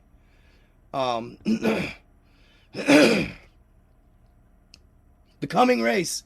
Ah! Thank you. I've been wanting to know that. I can't figure it out. I couldn't figure it out. Hold on, let me give you a shout out. Where are you at? Ah, Brian Thorpe, you are the man. Thank you, sir. Appreciate you. Thank you. The Coming Race. I've been wanting to read that, man, really bad. It sounds good. Really interesting book. So yeah. I just saw the craziest video too, you guys. I wish I could tell you guys and share it with you, but I'm kind of not apt to share it. But basically, so these embalmers, right? All over the nation, embalmers. Embalmers are the people that clean up the bodies and stuff and like totally rid them of all like living things, like blood, for example. So embalmers drain all the blood out of a body before they bury them. Okay, all of it, and they've been getting a lot of in the east and the west, or not in the east, but in the west, in our country. There's been a lot of blood clot deaths, right? But when they drain the blood, they're not looking like normal blood clots. They're different. And it's something that's like literally, it's like they've never seen it before. It's like a parasite, if you will. I'm not sure. But they're not sure what's going on with it, and they're not sure what it is. They're looking into it, but it's not good, it sounds like. It's something that's supposedly irreversible. I don't know. Anyhow, it's crazy stuff. You might gotta take the time to look into that. It's interesting stuff. So yeah, The Coming Race is a good book. Then what do you call them? The what'd you call them? The elephant noses. What do you call the elephant noses guy? I can't remember. Look at all the YouTube. That's awesome, guys. Facebook's still going strong. I love you, Facebookers. Love you guys. Honestly, you guys, I gotta celebrate, dude. I forgot to celebrate, you guys. It's amazing. Like, I'm so mind blown. Like, I'm so mind blown, dude. Still to this day. I eclipsed 300,000 subscribers on YouTube, guys. I'm now at like 305 or something like that. Absolutely amazing. Thank you so much. And then Facebook. That the platform that has blown my mind, man, when it comes to creating on. I've loved it. It's been an awesome experience with Facebook, you guys. I'm still mind blown. I still can't believe. I mean, don't get me wrong. I love my YouTubers, but my God, my views on Facebook just they eclipse them, man. They just go crazy. They've been great to me, dude. So I got 400 and almost 30,000 followers on Facebook now, you guys. I can't even believe I'm saying that, y'all. It's blowing my mind to this day. 430,000 followers on Facebook, y'all. And climbing. So, thank you so much. I can't thank you guys enough. It's been the most amazing experience I could ever ask for. But I couldn't have done it without you guys, man. Look at that. I mean, I've had 1,000 viewers in this live the whole time. It's amazing, guys. I appreciate you all, every last one of you. Even the haters, man. I love you guys too. You know, you make the whole thing complete. It's amazing, because at the end of the day, you know, for a long time it bothered me, but like at the end of the day, y'all love me too, and I appreciate it. It keeps you going. It keeps you going, right? A little part of them is why a little part of them believes my stuff. A little part. That's why they hate. But anyhow, thank you guys so much for that. Again, anything can happen, you guys. Trust me. Follow your dreams. If you stick your mind to it, you can do anything in this world. I'm telling you. I know it's easier as a creator to sit back and say you can follow your dreams and you can achieve whatever you want. I know. I understand that, because, you know, we're sitting where I am, and I'm lucky and I'm blessed. I grinded. It took a lot of hard work. Don't get me wrong. But I'm telling you guys, if you want to do it, you can do it, man. You can do it. Whatever you want. You just start creating. And I've honestly, still to this day, I use TikTok as my main platform for creating. Seriously. That's all my videos. All from TikTok. Then I screen record them to get the emblem out of it, and I post them. Sorry, TikTok. It's the way it is. But hey, people hate on... Yeah, that's fine. That's all right. Hey, Misty, thank you. Good to see you, girl. Good to see you. Been a long time. Book of Monsters, 1700. Interesting. History's Mysteries Unveiled. Have a good one. Thanks for stopping in. Thank you, Svetlana Bukryeva. Svetlana Bukryeva. Yeah, I like it. Darrow Elephant Nose People. Thank you. That's the one. Darrow Elephant Nosed People. Got you, bro. Got you. How old am I? I am 34. I'm decently close to Flint. A dark nose? What? The Bible's awesome. Youngstown, Ohio. Thank you. I'm in Michigan too. That's what's up. We'll have an enemy from the sea. No more. The truth is in the movies. It sure is. The Great Kings. I tried to, bro. I chopped her name off. I tried to, bro. The Darrow are related to the flood. Interesting. Interesting. Yeah, I did talk about the crabs being missing. So, what could it be? I think we talked about it in the beginning. Literally, I'm not. Nobody's 100% sure, of course, right? But they it went from 2020 to 2021, 8 billion to 1 billion. Then last year, the last billion left. They're not sure what's happening with them. They either went north. They think they either went north because of climate change, but that doesn't make sense because in 2014 and 2016, all the ways through those years, the climate was actually warmer in the water. So that doesn't really make sense. So they're not really understanding why or where they vacated to. It could be a cyclical thing. Every 1,000 years, they just go somewhere to mate. It's hard to say. Also, the theory that maybe there's a massive sea creature out there chomping them up. They like them as their appetizer, and they're just literally swimming the ocean floor, opening their mouth, and freaking by the masses gobbling them up.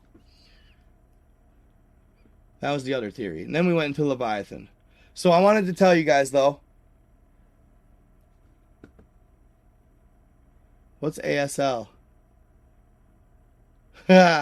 Escobar Nights. Albuquerque, New Mexico. Yes, sir. This town is like 10 years behind. Smoky God is awesome. I think they've been eaten too. I agree. I really do. God's judgment. Climate change is a fallacy, I think, sometimes.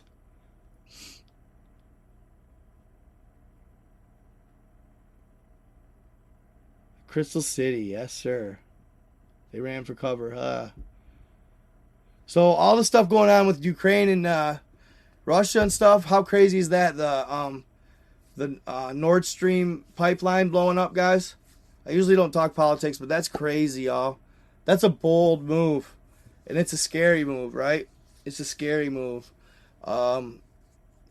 So they're saying that Russia's infamous nuclear sub, which is one of the greatest nuclear subs, or the highly advanced nuclear subs in the world right now,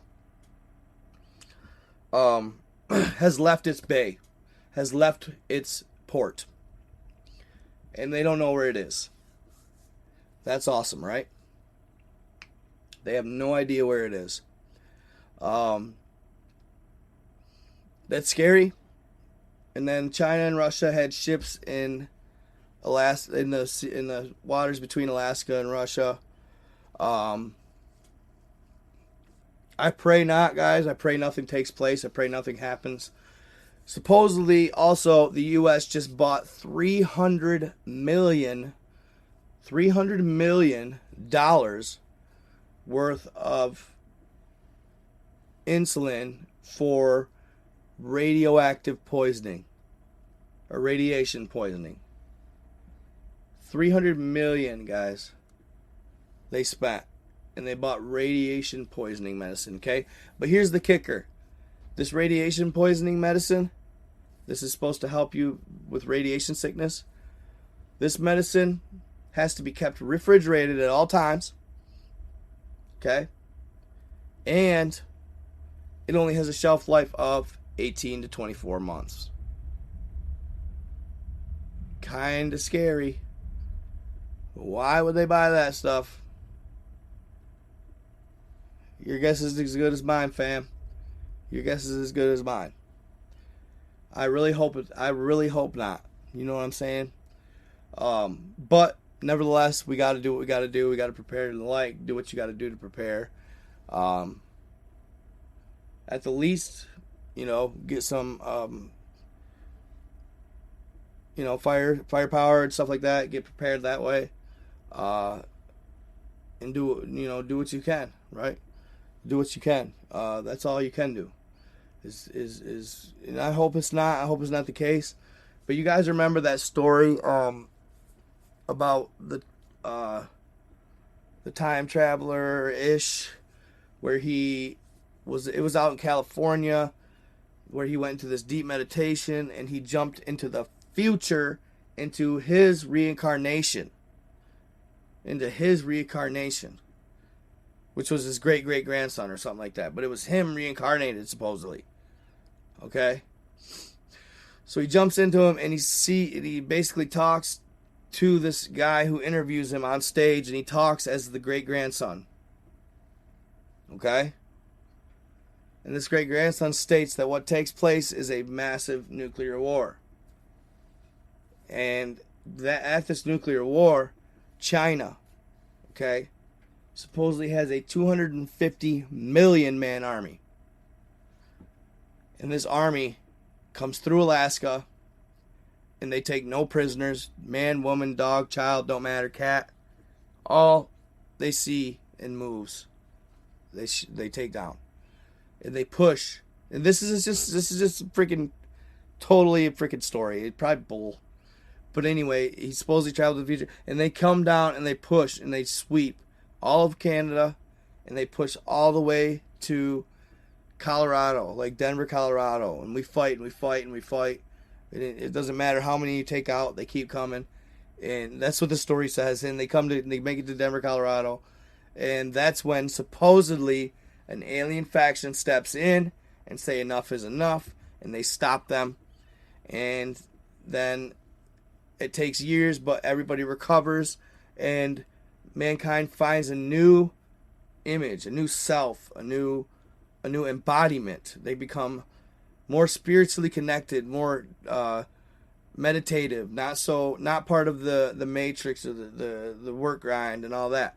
They still work, everybody takes their part, but they do a lot of it's almost like as if they're monks. They live as if they're monks. How about that? That's a perfect way to describe it. They're not so intense though, but they're spiritual.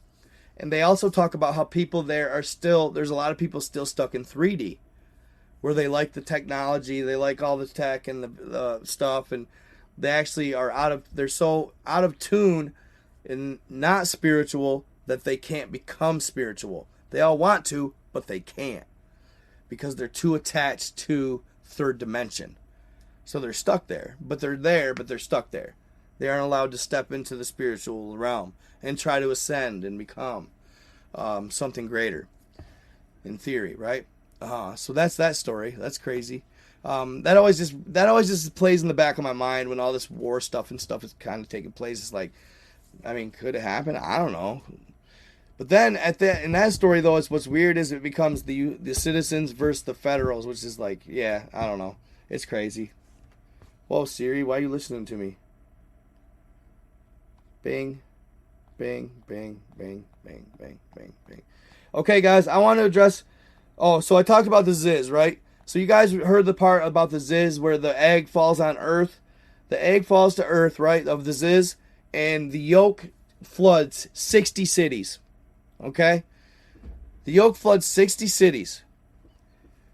And it takes out 300 cedars. Well, turns out it was a rotten egg, and the Ziz pushed it out of the nest by accident, irresponsibly, if you will. That's how big these things are. So check it out. I was Google Earthing, right? And this is kind of crazy. You guys might believe it. You guys might not. But I was Google Earthing, and I found these pictures. Or I found this. And I'm not sure if it's, necessarily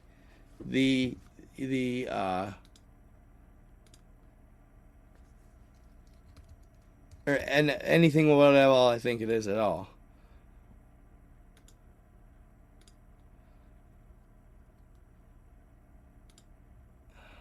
Okay, hold on. Let me just drop it in.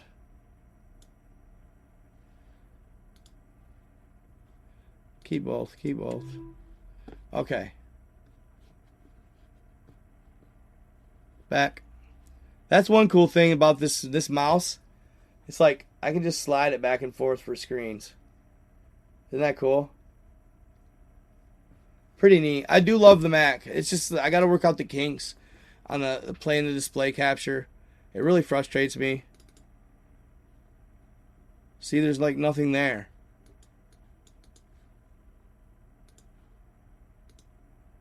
Ay caramba.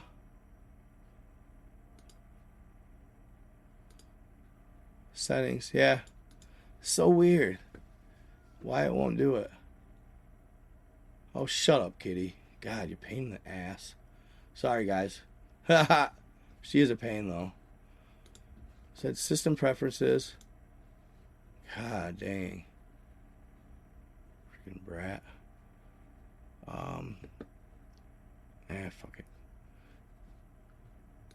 Displays. About time, jump down. Pain in the butt. Hold on, let me go let this cat in here. Should have just said yes, I guess. Oh, that's what it was. It wants me to reset. That's what it did. It wanted me to reset. Okay, anyhow, I'm going to show you guys this pictures real quick. So I was on Google Earth anyway, guys. This is crazy. Add source. Nope. Add source. Browse. Okay. Oh, shush. Oh, there it is. Okay. So I found this. Hold on, let me let this cat in. Come on. Come on.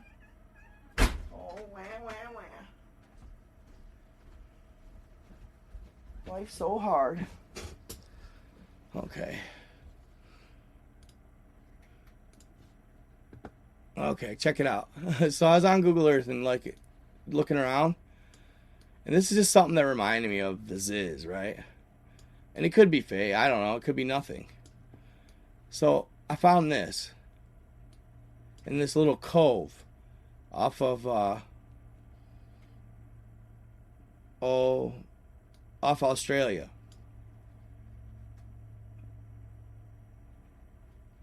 And it looks like possibly an old egg, right? But check this out. So I did a little messing around. And I zoomed in. I know a lot of people probably think, oh, the friggin' Google Earth, blah, blah, blah. But whatever. It's still sweet. So that I measured it, right? I'll show you the last picture next. Where is it? Right there. Okay. So I measured it. Check it out. Open. I'm not ready to transform. Fit to screen. Okay. So I measured it, guys. Look how big it is. 656 feet from end to end, right? And I was like, man, I swear I can see something in that. Right? So I did a little enhancing and stuff. You guys may not see it. You might not. I'm not saying. I'm freaking just playing around here. Having some fun. Let me show you here.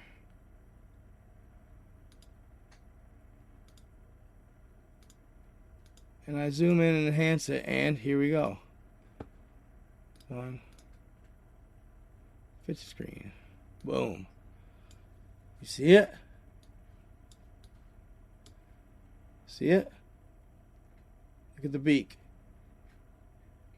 Look at that. Huh? You see that? Look at the beak. Nostrils.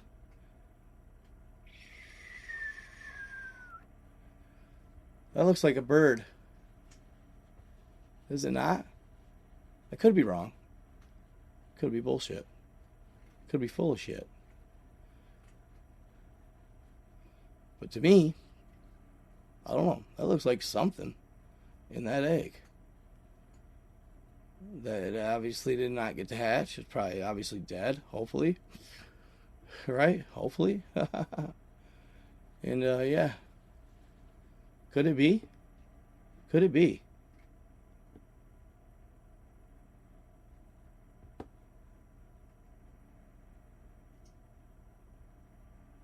Dragon would be cool. I was thinking dragon too, but you can almost see the beak. Look at the beak.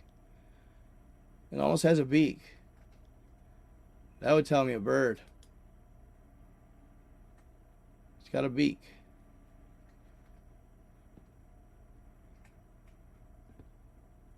Thanks, guys. Thank you, Ron and Steele. I appreciate it.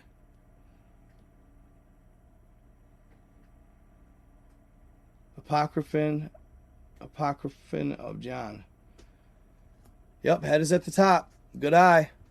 If you have the vision, you can see it. You got to have the vision, though. You got to want to see it. You got to have the vision. Once I started Google Earthing, I got the vision. It took me a while, but I started seeing all that is. And I'm telling you, Google Earth will blow your mind if you know what you're looking for. I found some amazing, amazing, amazing things on Google Earth, you guys. This is why I believe what I believe, truly. Google Earth is a lot of why I believe all that I believe, because I've seen it all. All right? I found giants that are... I found a giant that's massively tall. And it's blatant. It's a giant. It's there. It's a giant. You know what I'm saying? It's still in flesh. I haven't showed it. I don't want to show it because I'm scared to show it. But yeah, I found those. I found ETs, reptilians, freaking, you name it. Found them all.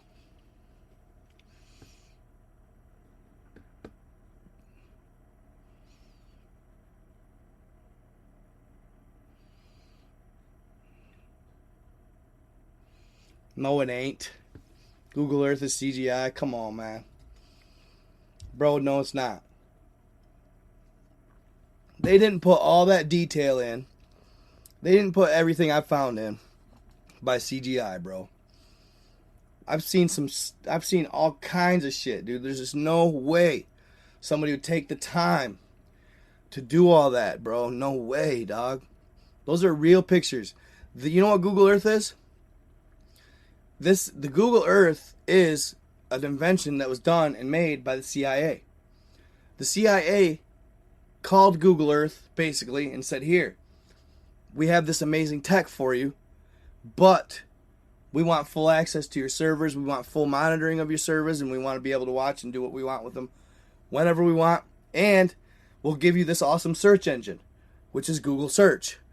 And they gave them Google Search and gave them Google Earth. So you're telling me that's CGI? Come on, man.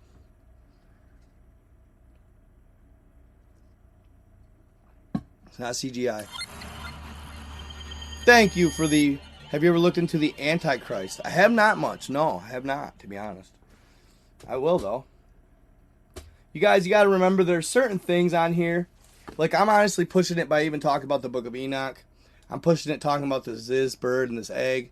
Like, I'm always pushing it. So, I got to be really careful on what I talk about. Like, church stuff is good. It's good. It's okay. But you got to be careful with the church stuff.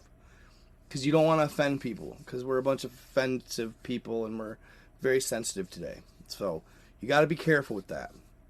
I can't afford to get canceled, guys. So, I got to really watch what I say, watch what I do. Honestly, even that Tartaria story I told you guys is edgy. You know what I'm saying? That's why I always say it's always for all entertainment purposes only. May or may not be true. Most likely not true. I just say that because it's like, at the end of the day, I'm a storyteller. I love what I do. I find stories and I tell them. Now, could that mean that the stories that I'm telling have possibly took place? Possible, yeah. I feel like every story that's been told throughout history maybe has some merit to it. It has some value in truth, right? At the end of the day. Otherwise, why would they share the stories? You know, Jack and the Beanstalk, you know, all those crazy stories. Paul Bunyan, you know, there's truth to all that stuff, guys. Before honestly I started looking into this, I just thought they were stories, but there's a lot of truth to all this. Even like this gentleman said, the new Black Panther or whatever. Not Black Panther. Wakanda. I don't know. Yeah, the Black Panther, I think. I don't remember. I haven't watched TV in forever, guys. I hardly ever watch TV anymore. But anyway, the Avengers and all that stuff, that's coming back, right? It's coming back, and it's true. There's a lot of truth to it. The fighting in the galaxy and the taking over, all that stuff, yeah. And I wanted to show you guys something. This is crazy. This is crazy, guys. I wanted to show you guys something. It looks awesome. Or this show, this video off TikTok, right? It's really good. It tells a lot about a race of beings that a lot of people don't know about. Alien footage, cloaking device, demon presence, dinosaur. Well, I got a lot of videos I could share with you guys right now. The Rona, Jesus, alien video. I don't know. Oh, yeah. Where's the first? Okay, right here.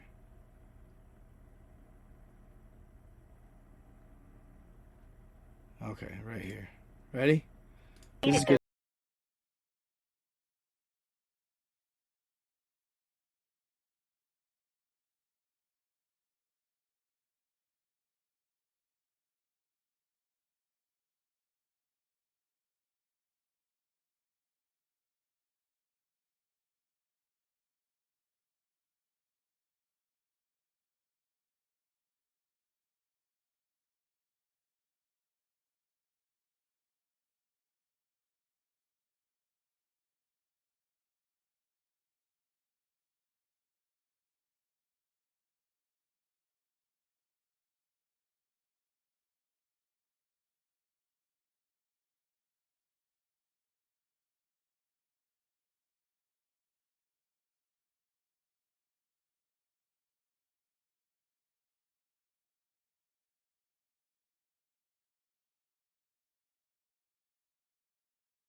£2,500. They even have special wings, which are flaps of skin, supported by long ribs, which can be folded back against the body. They have a large liver and two hearts. They have the strength of 12 to 16 humans. Their heads resemble that of a dinosaur, striking fear in everyone who simply looks at them. The average lifespan of the draconians extends from 1,800 to 4,100 years of age. There are actually two types of alpha draconians, divided into two castes. The giant ones are part of the royal caste called the Cyber, while there are smaller ones, 8 feet tall, which form a well-trained warrior class and do not have wings. The ones that live as long as 4,100 years are the royal line of the Draconians, the Winged Psykers. This ancient race was one of the first civilizations in our galaxy to have developed the interstellar space travel and have had this capability for 4 billion years.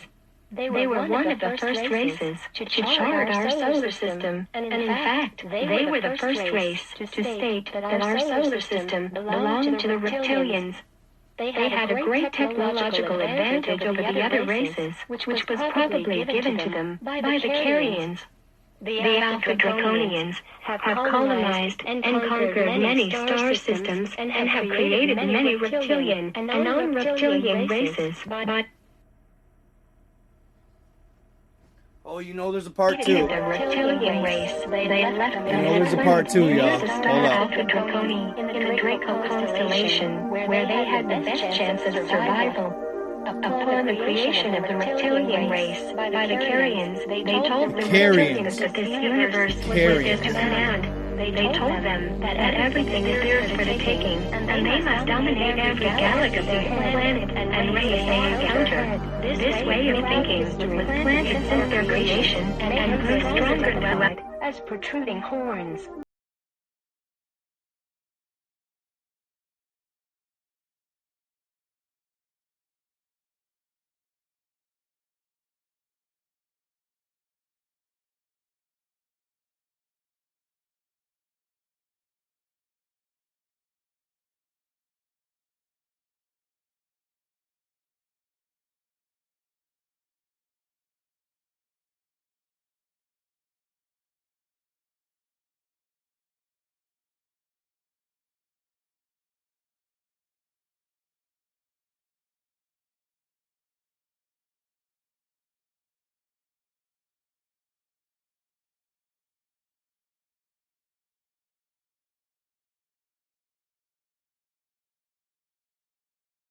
This way, the reptilians are forever stuck in survival state.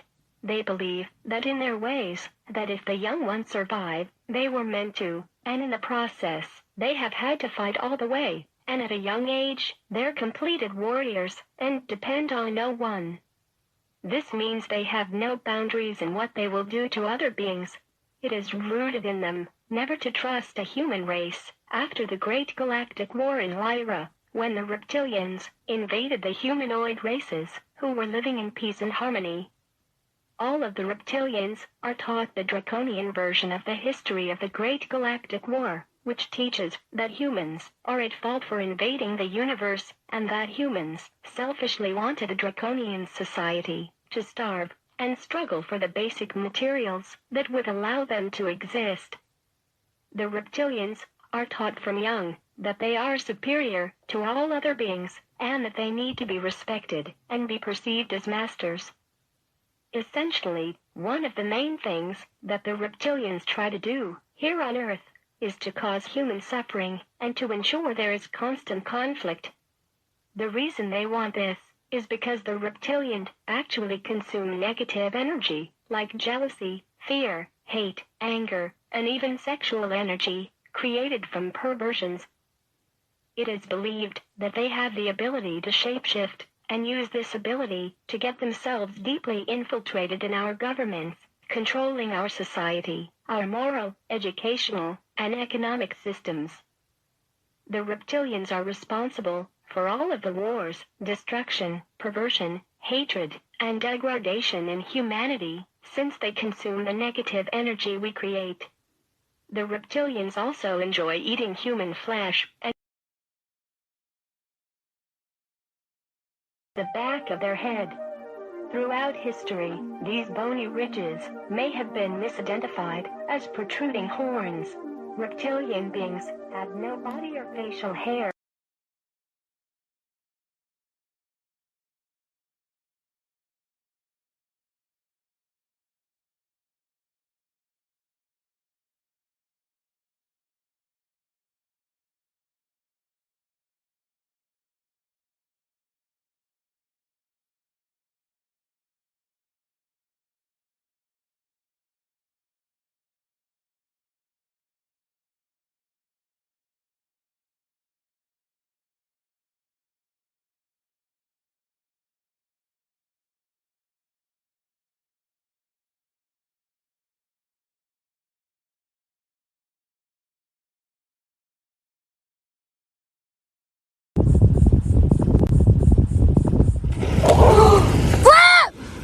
You can't hear me, Flip! can you guys? Oh my gosh. Flip, I'm not come. mic'd up. Hold up. Okay, so I got a lot of hate for this video, you guys. A lot of people talking a lot of crap in my comments. Oh, it's just, oh my God, I'm brain lapsing. Manatees. It's just manatees. It's just manatees. No, hold on. Now, just wait a second. Take a look at this video. If you watch it over and over again, you can see, okay? It's not just manatees, man. It's not. So check it out. I went in and I was like, you know what? I'm going to prove it. It's not manatees. You can see it's not manatees. They're big-ass freaking serpent-like beings. Are creatures, excuse me. And I can prove it. Here, let me show you. So why, yes, okay, so why do people thought they were manatees? You can blatantly see manatee tails in there, right? So as I was going through the comments, I was like, wow, man, a lot of people are not on board with this. They're like hating hard. This is kind of shitty, you know? I got a lot of views on the video nevertheless, but if you look through the comments, I found one comment in particular, and I was like, oh my God, that's what it is. So this commenter said this. Where I'm from, she said, there were people walking on the shore of one of our freshwater lakes or freshwater outlets to the ocean. And she said that one time there was a group walking and they spotted what looked like a snake or a sea serpent, right? And when they got to looking closer, they could see that these things, these sea serpents, if you will, they were feasting on these manatees. They were eating these manatees. So that is what is taking place here. That's why the dog lived. The dog lived because they were already feeding on manatees. Okay? Now check this out. Let me show you. Let me show you. I always dig. I always do my research, fam. So, here's one image. Yeah, I'm going to show you a good one. So here's one of the images that I found that I zoomed in on and did the contrast thing and adjusted. Boom. Boom. Fit screen. And there you have it. So you can see here, if you watch my cursor, you can see the mouth, eye, what looks to possibly be a horn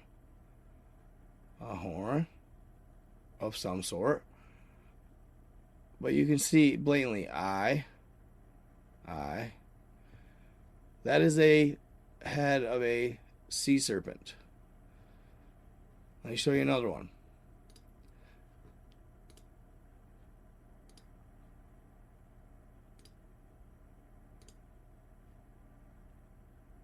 My eyes are getting tired on me, fam. Let me show you another one real quick here, though.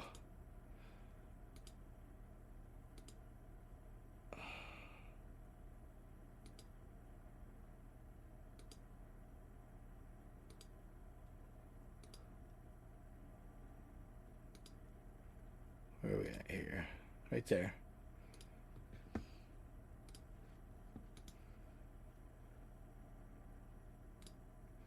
Boom. See? Eye. Nostrils. And it says just above the water. Just above it. And all these pictures I pulled from that video. I know these ones can be hard to see, but you can pretty much see right here. And then, hold on, let me see here. Image, at source, at a bang, bada bing, search. Look at this one. Open. Transform, fit the screen, bada bing, bada bing. So there's the dog. Oops. So there's the dog right there. Doggy, and then serpent. You can see lips, eye, ear.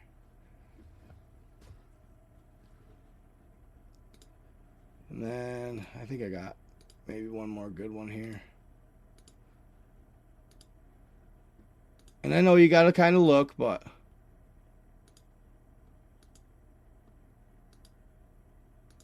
it sucks the name is in front of this one, because... What?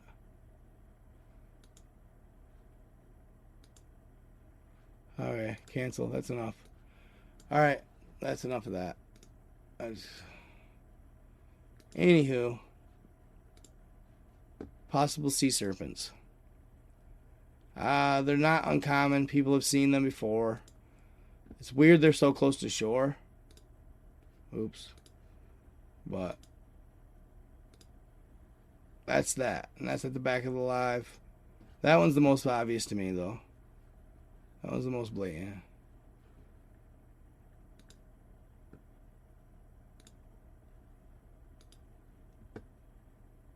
And there you have it.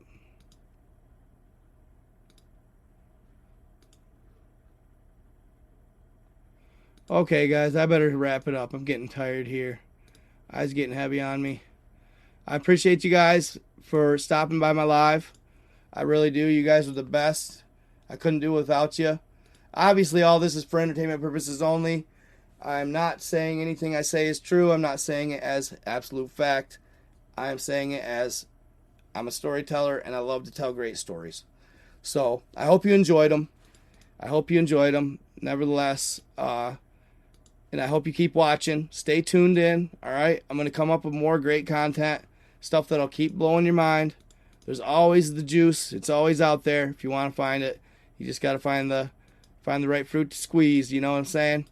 So keep watching me. I will always keep you entertained, and I'll always love every one of you for being there for me, having my back, keeping all those haters in the comments at bay. You guys are the best.